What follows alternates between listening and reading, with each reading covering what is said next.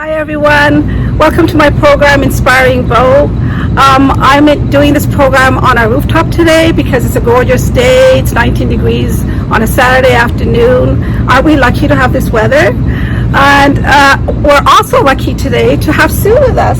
Sue lives in my apartment complex, and I'm going to interview her about the joys of having a pet. Not only the joys of having a pet, but if you have a pet overseas and you want to bring your pet with you to give you comfort and joy, of course, Sue has some really good information for you. I hope you enjoy this program. And Sue, thanks for coming to our program. My pleasure. Thank you so much for having us. I always see her with her pet, and she always looks so happy when she's walking around with her dog. And her dog's name is Ellie. Welcome to our program, Ellie. Hi everyone. Welcome to my program Inspiring Bo. I'm doing this program on our rooftop today because it's a gorgeous day. It's 19 degrees on a Saturday afternoon. Aren't we lucky to have this weather? And we're also lucky today to have Sue with us. Sue lives in my apartment complex, and I'm going to interview her about the joys of having a pet. Not only the joys of having a pet, but if you have a pet overseas and you want to bring your pet with you to give you comfort and joy, of course, Sue has some really good information for you. I hope you enjoy this program. And Sue, thanks for coming to our program. My pleasure. Thank you so much for having us. I always see her with her pet, and she always looks so happy when she's walking around with her dog. And her dog's name is Ellie. Welcome to our program, Ellie. So why do you own a dog? I think ever since I was little, I was always fascinated by animals and pets, and I remember always bothering my parents to get me a dog. My father used to tell us all these stories about having dogs in their home when they were growing up. So it always felt like fun, and it always felt like a nice companionship that I could have. That's one of the main reasons that inspired me to have a pet from when I was young. Although my parents were not very supportive because it's a responsibility, it's a living thing, and it's a lot of responsibility to take care of a pet and make sure that they're okay. So they never had allowed me to have one.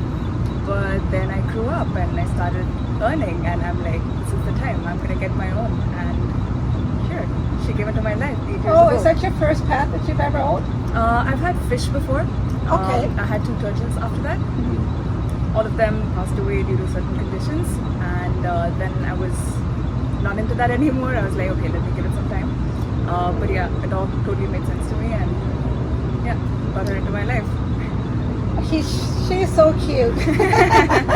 I think even people who are afraid of dogs would not be afraid of Ellie. Absolutely. In fact, she's played a role with this has happened quite a few times when people are not comfortable, or they have some sort of phobia, or they're scared of how uncertain a dog's behavior could be. So they're afraid to approach a dog or pet the dog, although they admire dogs. She's pretty people friendly, and they were able to pet her or carry her and kind of get over that phobia. Yes, that's been pretty great. You know, I've always been afraid of dogs, especially when they bark. Yeah. I just like to get terrified and just freeze and get scared they're going to bite me or something, but I've never been afraid of Ellie. Yeah, there you go. So you know what I found special about your dog was the fact that you told me that you had your dog flown from India. Yes, that's absolutely right. I'm from India, I've been there all my life, and I moved to Canada a couple of years ago. The whole criteria of me moving was if she's going to be able to make it with me here. Otherwise, I would have stayed put. Luckily, you would have stayed in India. Yes. If you hadn't been able to take your dog with you. Absolutely. Wow. That You're was so the criteria. special. She is. She means everything to me. She's been my life. And yeah, I was able to make that happen. And there are pretty liberal rules around that. Considering her weight and size, I was able to bring her with me in the cabin. Oh, with you, okay. Yes, so everything worked out pretty decently. A lot of paperwork involved. The procedures are pretty well set for Canada. Canada is very accepting of dogs and pets with immigration. Oh, okay. And I was able to do that, yeah. Oh, that sounds great. Yes. So what if somebody is already here and wants to bring their dog from India or the cat? Absolutely. Either they can fly back and get the procedures done in terms of the paperwork. There are a few necessities in terms of vaccines, in terms of having their health records in place. that needs to be vetted by a proper practiced veterinarian who is licensed. Once that paperwork is sorted, you can still fly based on the airlines. There are certain airlines which have banned a few breeds, but you can always check that with respect to what breed you have. And call, talk to them about it. Based on the weight, they will let you know if your pet can fly in the cabin or they'll have to go in the cargo. So there are certain charges based on the weight and the breeds. So once that's taken care of, you can still bring them. If you're already in Canada or in another country and you still want your pet here with you, there are also several agencies that kind of do that on your behalf. Oh, wow. They take care of all the paperwork, they put everything in place, and also make sure someone is bringing your pet here or they're sent through the cargo, safe and sound. Wow, just like your luggage. Absolutely. They look at the weight. Yes, they do. There is a specific company called IMMIGRATE. They are based in India. They do a lot of pet immigration for people who are already there. Wow. And they take care of everything very safe and sound. That's amazing. I never even thought about those things before until I met you. The other thing that we were talking about is you were telling me that, during the lockdown, we all had, difficulties going through the lockdown with all these restrictions. But you said because you had your pet, with your Ellie with you, that it was so much easier. Agreed. This is actually an interesting thing that happened because I remember I was talking to a lot of my friends during that time because everyone was under lockdown and although from various parts of the world, people lost their jobs, they didn't have enough money to eat on a daily basis, people were going through different kinds of struggles. A lot of my friends had a lot of distress and I always found myself being there for them, listening to them, trying to understand and help them out or just give them a listening ear, right? That made me start thinking about my situation because of course I was an immigrant here. The lockdowns had started a few months after I moved to Canada. I was all by myself and nobody that I'm familiar with because all my close friends, my family are still back in India. But I seemed to be doing fine. I was okay. I wasn't mentally stressed. I wasn't, there was a job loss scene with me as well. But at the same time, I seemed to be doing really well. And I gave it more thought and I realized that I'm technically not alone because I had her with me. Right. And she's been my sanity. And just a lot more respect and gratitude towards her after I realized that. I sometimes think that when you're alone, sometimes just doesn't matter what it is, as long as there's something that has a heartbeat. 100%. They can keep you, anything that has a heartbeat can be good for you, good for your morale, because there's another living, breathing being with you. Absolutely, I agree. Sometimes I feel like people can be a little complicated because we talk, we think, we express ourselves, we are different in various different kinds. But when you talk about a pet, it kind of brings things into perspective in your own life because they are responsibility. Right. So you wake up a certain time every day, take them for walks, make sure they eat well, make sure they have their playtime. So it kind of brings you and hones you back into being responsible. And that's an ever-going process if you have a pet. So that kind of helped me put things in my life together as well and keep at it and keep going. That's true. When you have lots of time on your hands, you can be a real bum and do nothing. Yes. But when you have a responsibility, it forces you to get up and be more active, be responsible, and it's good for your morale as well. 100%. I think there's been way lesser procrastination and laziness in my life from when I've had her. Yes. And that's very motivating. It's personally for me, not just about taking care of her or being there for her, it's also in my life, my personal life. Yeah, I agree. I've always found with myself, like the less I do, the less I want to do. Yeah. But more, and people do say that the busier you are, the more you get done. 100%. I agree with that, yeah. That's been a similar case here, yeah. Is there any disadvantages to owning a pet? I know that the advantages, you own one because there's more advantages to not owning one, but is there any disadvantages to owning one? I would say yes, because as much as I love her, I'm not going to lie there. Yes. Most definitely there are certain disadvantages, especially if you want to go out somewhere, a spot or a place that's not pet friendly, if you want to travel. That becomes quite challenging if you have a pet versus not having one. Because of the fact that not a lot of places or not all kinds of travels are pet friendly. Right. So those times have been challenging, and especially because specifically with her, there's been a lot of emotional connect. So she has separation anxiety. I think I have separation anxiety if I'm away from her too. So Yes. with these cases, it's difficult because again, you need to either let your pet be with someone who can take care of them, or you're away for a while, so you're constantly thinking about them. Have they eaten well? Are they okay? Are they happy? Are they content? And are they missing me? These are the things that run in your head, which also kind of limits me from doing a lot of things I would have done if I didn't have a pet. But at the same time, I feel like it's totally worth it because when I got Ellie in my life, I was around the age of 23, 24, and I feel like I've been a mother ever since. Yes. You know, Interesting, because when you say that, because every time I've heard about people owning pets, I Yeah. feel like they're talking about their pets as if they are their children. absolutely. That's how I introduce her to people. Yes. You know, a lot of my social media has that. It's like a proud mommy to a furry four-legged daughter. That's so great.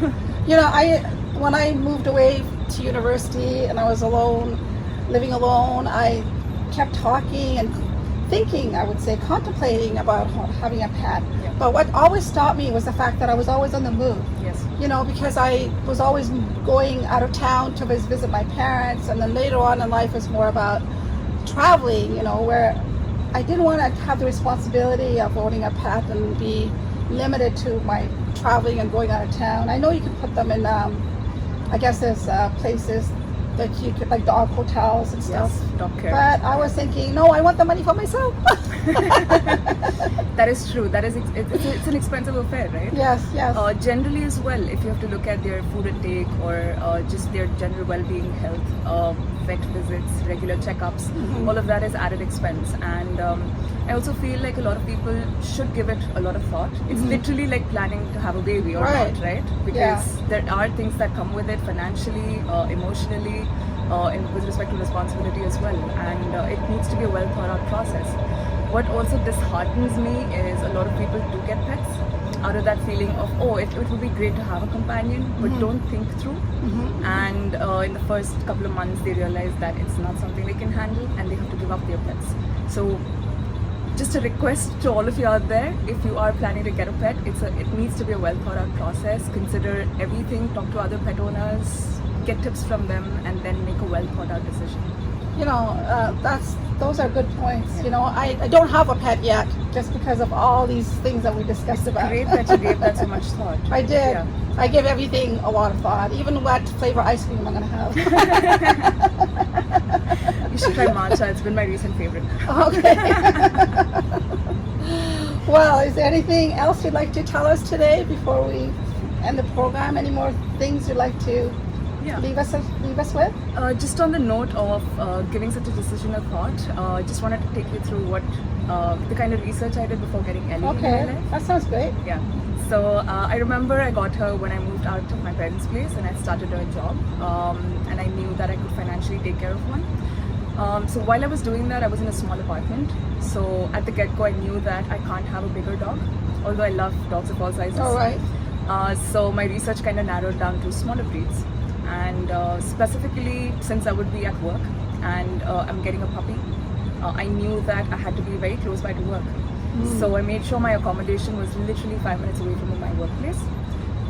Every morning I would wake up earlier to take care of her walks, make sure she had her breakfast, kind of train her in terms of potty training as well, give her some time. Then I would go to work. I also had spoken to my boss back then, and I used to bring her in a small basket and leave her at the security. Wow. I would keep checking up on her every 15-20 minutes, and they were very supportive of that, thankfully. After she grew a little older, 6-7 months in, I used to leave her back home, and it also had to rely on the temperament of that particular breed of dog that I had. Wow. So these were my research points in terms of, okay, is this particular breed trainable in terms of being alone at home for a while? And every lunch hour I would come back, check up on her again, make sure she had a playtime, give her some more food, and then go back to work. You know, you remind me of me taking care of my mother.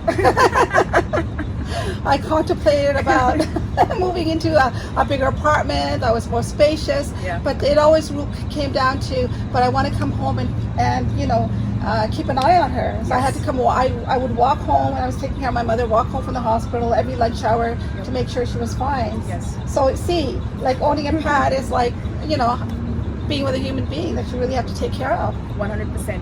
I also figured out a few restaurants and cafes around my house that were pet friendly. And I used to be a regular at those places. Wow. So my dates would always have to travel from wherever they are to come there, because I always would go back home after my work to bring her to meet my date or my friends. And yeah, they had to make that journey. I would be very blatantly honest Wow. about it. Yeah. You sound like you're ready to have children too now. Oh my god. Because you already have the experience of owning one here. You know, I think I would be a great mother to a child too. But I believe that. I'm gonna stay clear of that for a while. I would just want more and more dogs in my future.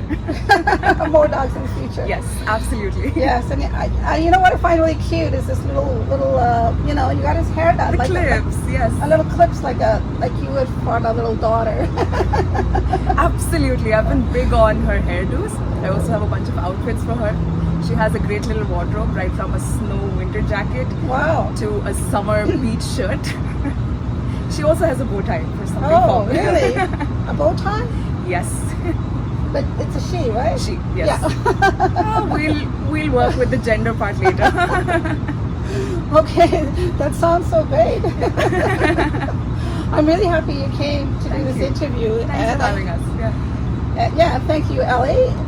And I hope you guys got more information about what it's like to own a pet, and also if you want to bring a pet from overseas, that it's feasible. And if you're thinking of coming from India to Canada, it's feasible for you to bring, or from any other country, it's feasible to bring your pets with you to here so you'll have companionship. And I hope you also enjoy the view here. It's my first time I'm doing this program on the rooftop, and as you can see the CN Tower. So it's been a great day. It's been a great chatting with you, Sue and Ellie. Thank you so much. And maybe we'll chat some more in the future. That sounds brilliant. And if anyone has further follow-up questions or anything to know about pets or immigration policies as such, you can always drop a comment on the video. And Yes, and I can contact Sue for you. absolutely. And well, if you enjoy my program, please subscribe and share this program with other people. And don't forget to touch the bell button. And I really thank you for joining us, and I hope you guys have a great day. Thank you. Bye. Bye.